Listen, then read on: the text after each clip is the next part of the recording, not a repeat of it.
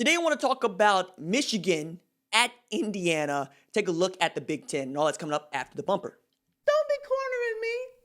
Hold up. Time. You gotta help me with that corner shit. What's up, kinfolk? It's RJ Young. I am not on a step mill. Consider hitting the like and subscribe button because I upload a video every single day. It's always college football related, sports related. We have a good time today. I'm staring at a drunken Big Ten because this week has really illustrated just how far off we were in talking about college football in January before the coronavirus ruined everything, canceled the Big Ten season, reinstated the Big Ten season, and has seen Wisconsin cancel back-to-back games because they have nearly 24 COVID positive cases. Now, to really get into this as a metaphor, you have to look at Indiana and Michigan, in which case you're looking at a number 13 undefeated Indiana playing a number 23 1-1 Michigan, who lost in the Big House against Michigan State in Mel Tucker's first trip to the Big House as a head coach at Michigan State. To illustrate this further, Jim Harbaugh can't stand playing Ohio State or Michigan State in the Big House because he is 1-6 all time versus those two universities playing at his own house. And now he and Joe Milton have to travel into Indiana, where Michael Penix Jr. and Tom Allen have all of a sudden put the Hoosiers not just on the map, but inside the top 15 in a Big Ten East that still belongs to Ohio State, but also has Penn State at the bottom of the standings, who are 0-2.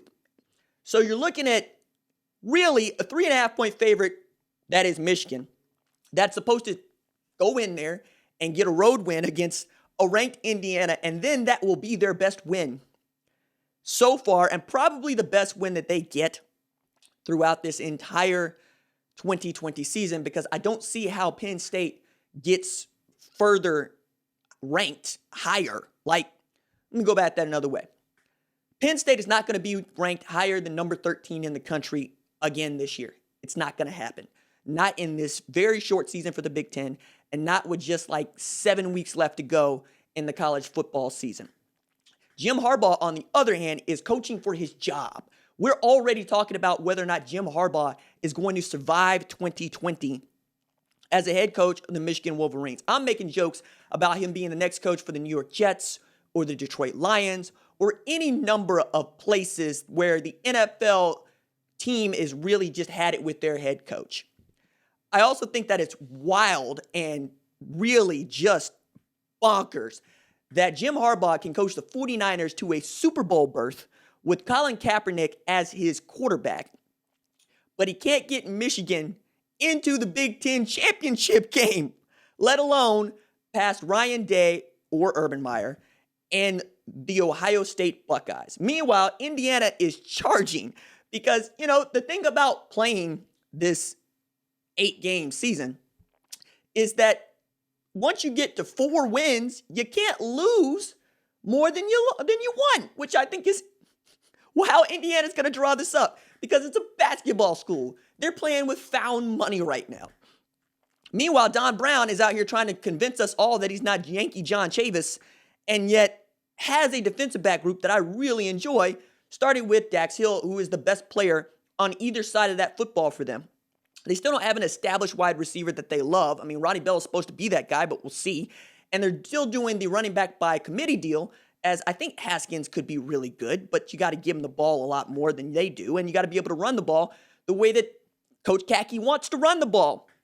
But this quick game that they got Joe Milton going through also did them in against Michigan State. You got to be able to push the ball down the field. And the way that we are talking about Whop Taylor, I'm here for Whop Taylor. Like, I'm here for the music video to go off. Also get Nebraska, who gets to travel to Northwestern, who's at the top of the Big Ten West standings. Again, 2020 is just wild weird because we're talking about Northwestern and Indiana being at the top of their respective divisions. Ohio State fans, calm down. It's alphabetical. That's how you do it when you're, putting the standings up there where Ohio State has the same record as Indiana, and where Northwestern and Purdue are sitting atop the Big Ten West. Now, Nebraska is good enough to win against Northwestern, but I still need to say it. Northwestern's 2-0 and Nebraska is 0-1, albeit 0-1 against the best team in the Big Ten.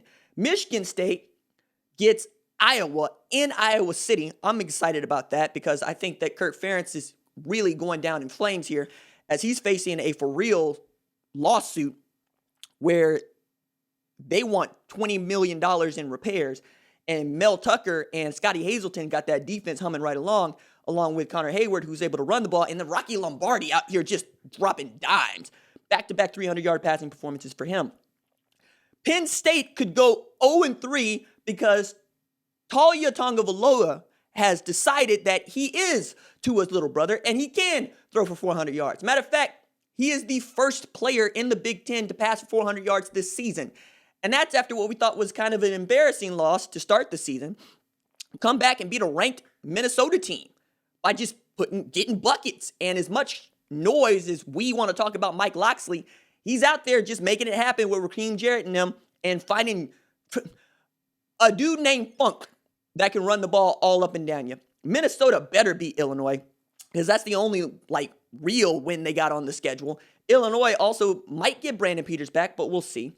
Ohio State, Rutgers, I did that one. You know what that was going to be. And then Purdue and Wisconsin got canceled because, well, the team that really wanted to play football to provide some sort of economic benefit for their community basically made themselves sick and has crippled the opportunity to make money in that community. Now, you could also throw this back at the Big Ten by having this, no bye week, 8-game schedule that's truncated and also putting in these really difficult, rules for how you must conduct yourself if you contract COVID on your team.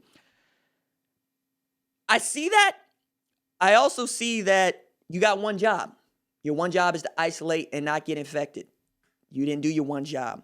I feel for Wisconsin because they're the only other Big Ten team that was getting for real college football playoff consideration. And people are trying to bend the rules right now to be sure that they have an opportunity to get into the Big Ten championship and perhaps get into the college football playoff. I don't see it working out for them that way. I also know that after this week, you better get it all together and you get Graham Mertz back, you hope. But we'll wait and see, man. Big Ten, you're drunk, but I'm here for it. Doses.